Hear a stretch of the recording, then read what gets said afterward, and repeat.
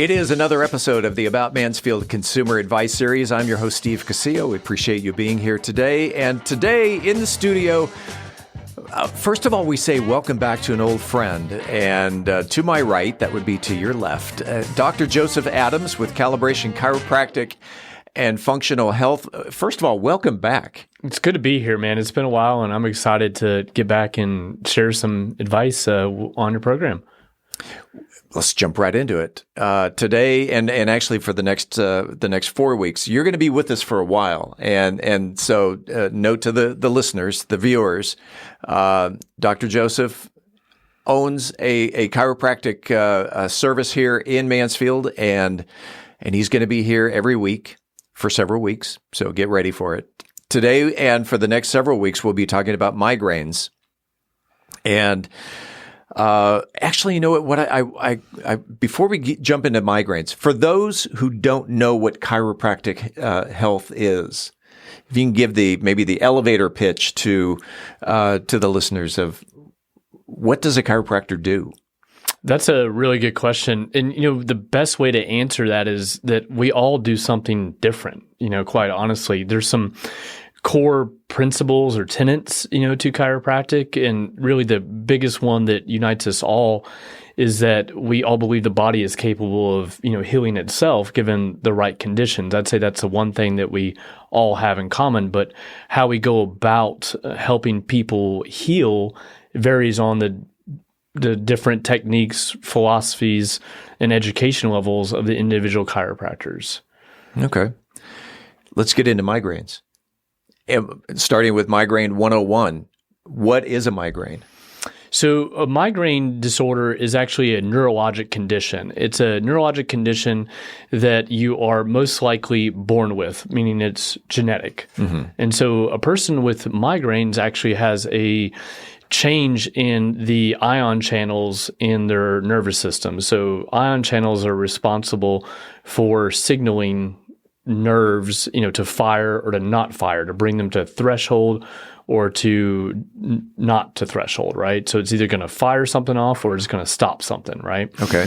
And so people who have migraines have alterations in these ion channels.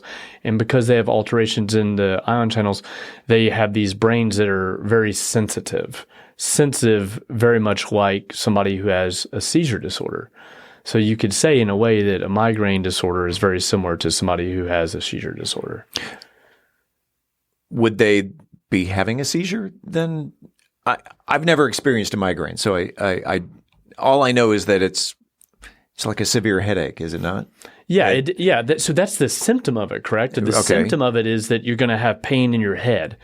But the difference between, the seizure and the migraine is that, the symptom of the seizure is, depending on what seizure you have, is going to be like tremors, consciousness, changes in consciousness, things like that. Whereas migraine is going to be, head pain, neck pain, and some other different symptoms. But what they do have in common is something, this activity in the brain that's called cortical spreading depression, where you actually have this wave of electrical activity that starts in like the frontal portion of the brain, goes towards the back and vice versa.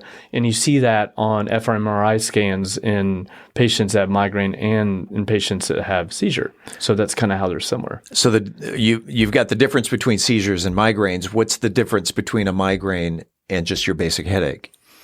So that is something that is really important to cover, because what I've noticed over the years, treating a lot of people who have head pain in general, is that a lot of people think they have migraines when they don't. Mm. And it's really common. It's crazy how many people come in and they're like, oh, I'm on all these migraine medications, or I've tried all these migraine medications. I'm like, well, you don't have migraine. You have tension type headache. And so the big difference between migraine and headache is that migraine is the, ion channel dysfunction. It's genetic. They'll have it for the rest of their life. You can only mitigate it. But people who have just regular headaches are usually, in the 40 to 60% range of those people really just have tension type headaches. And so for it to be a migraine, it has to absolutely be on one side of the head, always.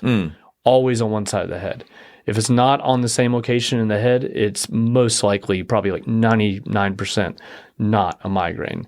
it's another type of headache. And there's many different headache disorders, so it can be really complicated to tease this out. But it's got to be on one side of the head. It's got to be like throbbing, pulsatile. Yeah. It's got to be extreme debilitating pain. And it also is going to have a prodrome and a postdrome to it. So the cycle of pain, tension, and other problems is going to last more than just the head pain.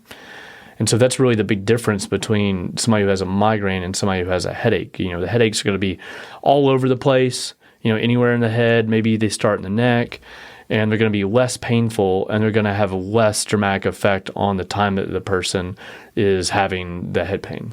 When it comes to migraines, does it just come on? Do people know that a migraine is coming on, or is it like a light switch where it's all of a sudden, boom, a word that you use, debilitating?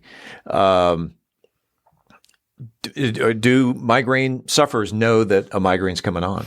I would say for the most part that they do. Okay. Because if you are a true migrainer, and you've experienced this for a really long period, most of your life, then you've figured out the pattern. Okay. Right? And the pattern for some people may be that they get like tired. Right? And they're like, ooh, I'm getting tired, or, and it's like an abnormal tiredness. Or they have a visual change, like they get little blurry lines, or, their vision gets a little bit darker, or it closes in, or they have spots in their vision. And those are some of the signs that you have a real migraine disorder, and that's called the prodrome, which is the stage where you're getting the cortical spreading depression in the brain, but you don't have head pain yet. Okay. You mentioned people get migraines. Who suffers from migraines? That's a really important component of it because most migraineurs are females. Really? And so it's predominantly a disease that affects the female population. And what's really devastating about a migraine sufferer is that they're going to have migraines for the most productive and important years of their life. So think about it. Like you have migraines, they set in when you're like in your teens or so, something like that. Mm-hmm. And then, you go into your adult years and you're trying to build a career, have a family, and raise children and, be like a wife, a mother, all of these things. And you're struck with this migraine disorder through the most productive, important years of your life. And that's why the disability from migraine is much worse for those sufferers than a lot of other disabilities you could have in the world. And migraine is said to be the number 2 disability worldwide, depending on whether, you're having migraines from overuse of medications. And that's one of the biggest reasons it actually is higher than we previously thought, the dysfunction, because a lot of people who are on migraine medications actually get more migraines because of mismanagement of the medications. By overusing the medications, they get more migraines. Let's talk about management or mismanagement of the migraine as opposed to the medicine. First of all, is there a cure? And if not, how do you manage migraines? So unfortunately, there's no cure for a migraine, right? The only time that you do see people get a cure, if you will, or something that appears to be a cure is in females when they get pregnant. A lot of times migraines will go away. And that usually is because of a hormonal change during pregnancy. And then once they reach menopause, they're also going to have a decline in the migraine events. But besides that, it cannot be cured because it's an ion channel dysfunction that's genetic to them. And really the only thing you can do is mitigate and manage triggers so that they have less head pain days and make their quality of life better. In the minute or so that we've got left in this 10-minute nugget of information, is there anything that you want to add to this, or if something that you want to recap in regards to migraines? Yeah, I would just recap it, overall is that, migraine is very different from a headache. It's extremely painful. It lasts several days. And these cycles usually happen, throughout the month where, you have like 3 days of pain and problems, and then you get a little reprieve, and then you start up and you maybe get 3 or 5 days of pain and problems. And some of these people, are having, head pain days that go up into the 15, days a month, 50%, 60% of the month. And there are treatment options out there available for them that are safer and more effective than medications alone, because at times the medications cause more problems And also, they are feeling, hopeless because they've tried just about everything that, traditional medicine has available for them. And it just breaks my heart to see that, because I know that there are other ways to improve their lives besides medication alone. If someone wanted to reach out to Dr. Joseph Adams and get more information regarding your chiropractic health service or specifically about migraines, how can they reach out to you? We can be found on, social media. We're on Instagram, Calibration, CFH. We're, on Facebook, Calibration, Chiropractic.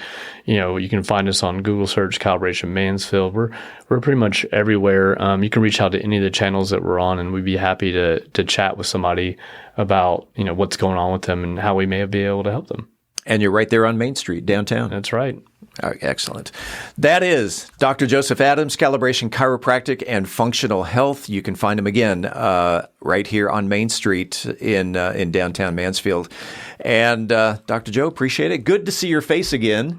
And we'll see you next week. All right, buddy. We'll see you then. We appreciate you listening to the About Mansfield Consumer Advice Series. By the way, if you own a business and you are interested in being a part of the Consumer Advice Series, if you have the knowledge to give information in 10-minute increments to the consumers, shoot me an email to info@aboutmansfield.com. Again, that is info@aboutmansfield.com. We'll tell you how we can get you all set up.